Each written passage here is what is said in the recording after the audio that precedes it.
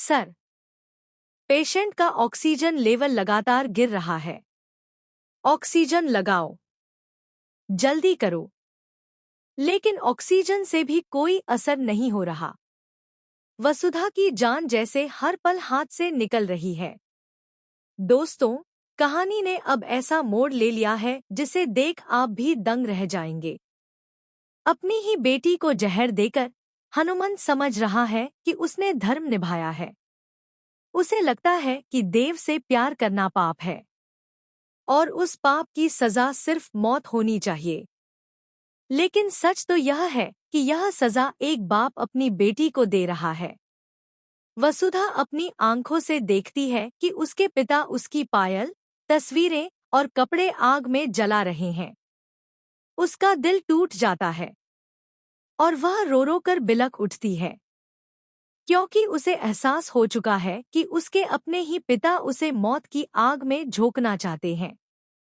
हनुमंत, जो अब तक तपस्या और व्रत करके खुद को धर्म का रखवाला मानता था, अब सारी हदें पार कर चुका है। वह खीर में जहर मिलाकर वसुधा को देता है। बेगुनाह वसुधा मासूमियत से वह खीर खा लेती है और अचानक से गिर पड़ती है। उसके होंठों से झाग निकलने लगता है। हनुमंत कहता है, ऐसी पापिन को जीने का हक नहीं है। पर उसके आंसू बता रहे हैं कि वह अंदर ही अंदर टूट चुका है। लेकिन दोस्तों, यहाँ देव को सारी सच्चाई का आभास हो जाता है। वह दौड़ता हुआ आता है और वसुधा को बचाने के लिए हनुमंत को धक्का देता है। देव उसे तुरंत हॉस्पिटल लेकर पहुंचता है, मगर तब तक बहुत देर हो चुकी होती है। डॉक्टर्स कहते हैं, अब वसुधा अपनी अंतिम सांसें ले रही है। यही वो पल है जब देव का गुस्सा फट पड़ता है। वह हनुमंत को ताना देता है, कैसा बाप है तू, जो अपनी ही बेटी की जान ले सकता है। हनुमंत चीखता है और सच उगल देता है, मैंने यह सब इसलिए किया ताकि देवी हुकुम तक यह बात ना पहुंचे। मैंने खुद ही अपनी बेटी को खत्म कर दिया।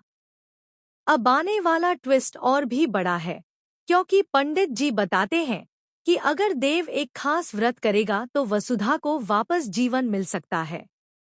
लेकिन इसके लिए उसे तुरंत वसुधा से विवाह करना होगा और समय बहुत कम है।